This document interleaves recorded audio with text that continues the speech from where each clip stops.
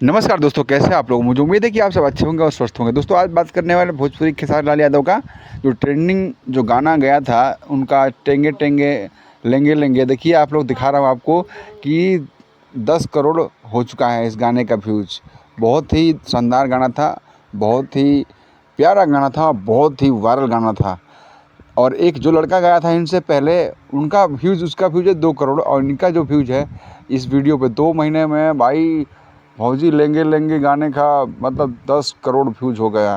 भाई मानने वाली बात है। खेसारी लाल का जो ये गाना है 10 करोड़ मतलब रुपया आप समझ सकते हो, कम से कम ये 15-20 लाख रुपए कमा चुका है ये गाना।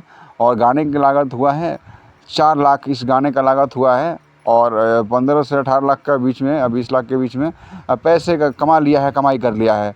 तो यही कहना था कि भाई गाना जो है ना, जो अगर ट्रेंडिंग जो भी गाना होता है, माइटर होता है, अगर कोई उठाता है तो उसका गाना व्यूज़ तगड़ा भागता है। और खेसारी लाल यादव ने जितना गाना में पैसे लगाया था उससे ज़्यादा कुछ पैसे कमा लिए हैं।